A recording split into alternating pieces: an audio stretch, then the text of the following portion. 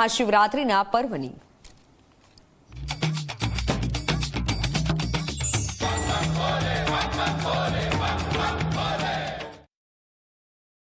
જૂનાગઢમાં મહાશિવરાત્રિનો મિની કુંભ મેળો ચાલી રહ્યો છે। ભવનાથ હર હર મહાદેવના નાદથી અત્યારે ગુંજી ઉઠ્યું છે। સાધુ સંતોની શાહી રવેડી નીકળી અને જૂનાગઢમાં ઉમટ્યું છે ભક્તોનું ઘોડાપુર। મધ્યરાત્રિએ મૃગરીકુંડમાં સાધુઓ શાહી સ્નાન કરશે। અદ્ભુત માહોલ અત્યારે જોવા મળી રહ્યો છે જૂનાગઢના ભવનાથમાં, જ્યાં સાધુ સંતો આવ્યા છે અને મોટી સંખ્યામાં માનવ મહેરામણ ભક્તોનું ઘોડાપુર ઉમટી પડ્યું છે। ત્યારે આપ જુઓ કે અલગ અલગ રૂપમાં વેશ ધારણ કરી, શિવજીનો વેશ ધારણ કરી અને આ રીતે લોકો પહોંચ્યા છે ભવનાથ।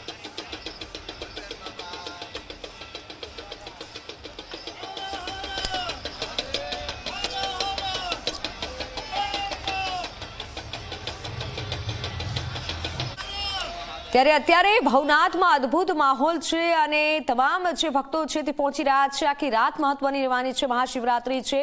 સંવાદદાતા આપણી સાથે જોડાઈ ચૂક્યા છે અને તેમને પૂછીએ કે હાલ ત્યાં ઉદય કેવો માહોલ છે, મોટી સંખ્યામાં ભક્તો આપની આસપાસ જોઈ શકાય છે, ત્યાંના અમને દ્રશ્ય બતાવશો।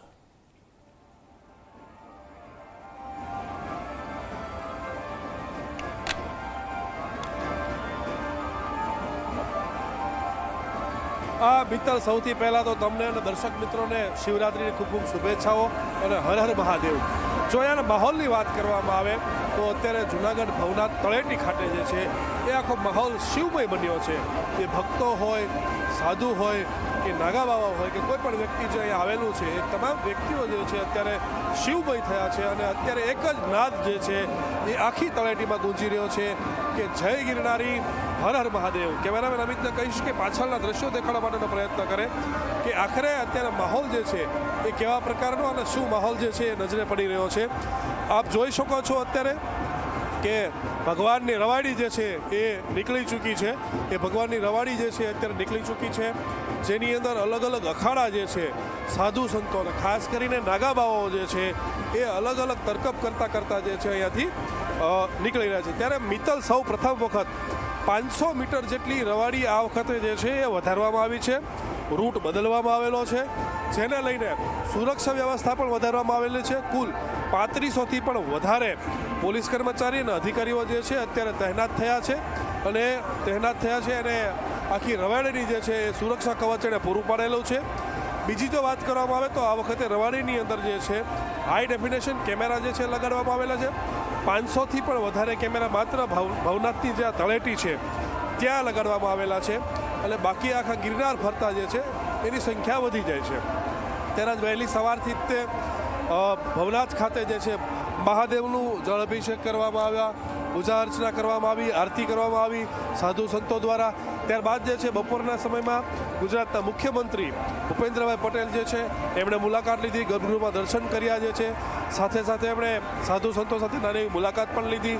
અને અત્યારના તમે દ્રશ્યો જોઈ શકો છો કે અમિત જે છે આપણે દ્રશ્યો દેખાડી રહ્યો છે કે અત્યારે સંતો મહંતો ખાસ કરીને નાગાબાઉના હાથમાં તલવારો અને ત્રિશૂલ લઈ અને કેસરીઓ લહેરાતા અત્યારે રવાડી અહીંયાથી રવાના થઈ ચૂકી છે। રવાડી જેવી મિત્તલ પૂરી થશે ત્યારબાદ જે છે એ શાહી સ્નાન જે છે એ કરવામાં આવશે અને બરોબર 12 વાગે જે છે એ શાહી સ્નાન થતું હોય છે અને શાહી સ્નાનની અંદર જે લોકવાયકા છે, સાથે સાથે આ રવાડીની અંદરની જે લોકવાયકા છે કે ભગવાન શિવ ખુદ જે છે આ રવાડીની અંદર મુખ્ય ઉપર એમનો પ્રથમ જે છે હોતા હોય છે કોઈ પણ સ્વરૂપની અંદર।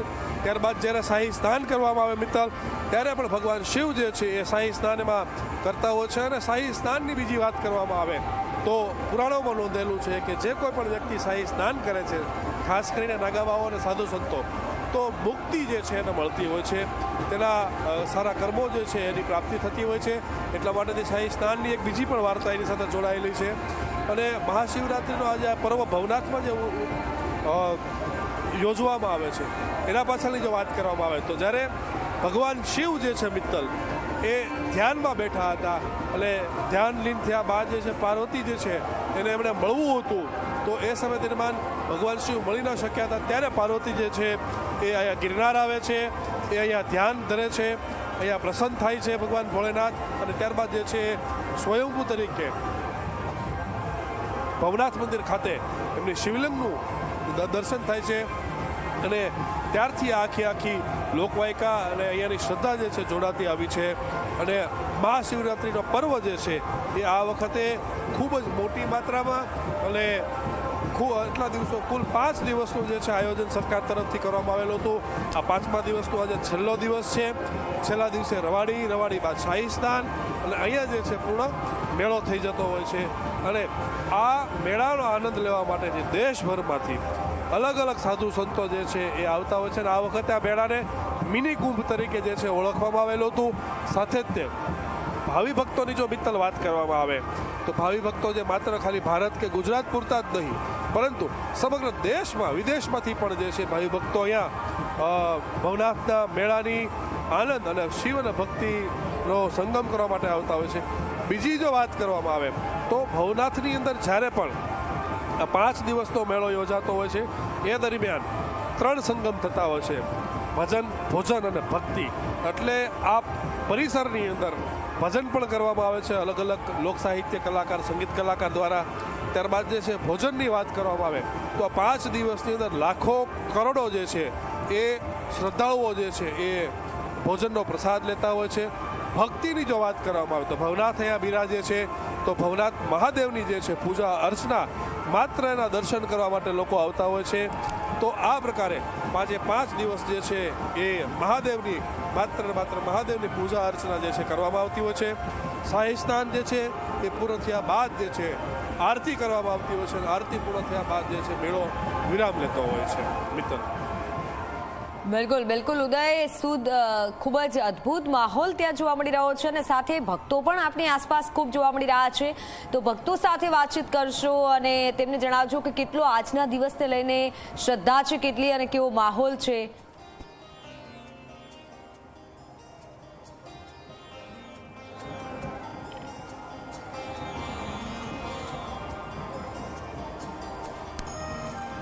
જરૂરથી જો વાત કરવામાં આવે તો ભક્તોમાં જે છે અત્યારે માત્ર એક જ નાદ જે છે ગુંજી રહ્યો છે: હર હર મહાદેવ, જય ગિરનારી. અંતર હોવાના કારણે મિત્તલ આપણે અહીંયાથી વાત નહીં કરી શકીએ કારણ કે અહીંયા નેટવર્કના પ્રોબ્લેમ છે. નેટવર્કના ઇસ્યુના કારણે એક સંભવિત જગ્યા અને ચોક્કસ જગ્યા ઉપર જ આપણે અત્યારે સ્થિર છીએ એટલે ભક્તો સાથે વાત નહીં થઈ શકે, એના માટે માફ કરશો.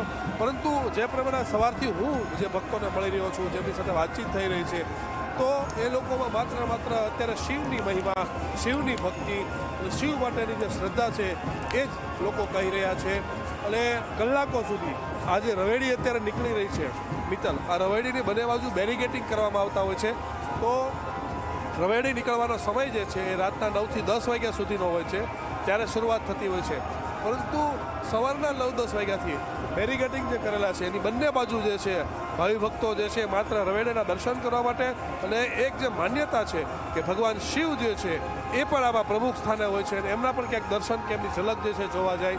તો તમે જોઈ શકો છો કેવા પ્રકારની ભીડ જે છે અત્યારે લાગેલી છે. સાથે લોકો પોતાના મોબાઈલની અંદર જે છે એ વિડીયો જે છે એ પણ લેતા હોય છે, સેલ્ફીઓ પણ લેતા હોય છે. માત્ર વડીલો કે યુવાઓ નહીં પરંતુ બાળકો જે છે એ પણ આ મેળાની અંદર ભાગ લેતા હોય છે. ક્યાંક ને ક્યાંક એક શિવ દર્શન પામવા માટેથી જે છે એમની શ્રદ્ધા જે હોય છે એના માટેથી મહેનત કરતા હોય છે. 5 દિવસ સુધી જે છે આ પ્રકારે હરિભક્તો જે છે એ ભજન, ભોજન અને ભક્તિ જે છે એ અહીંયા કરતા હોય છે. મિત્તલ, બિલકુલ, ખૂબ આભાર ઉદય આપનો.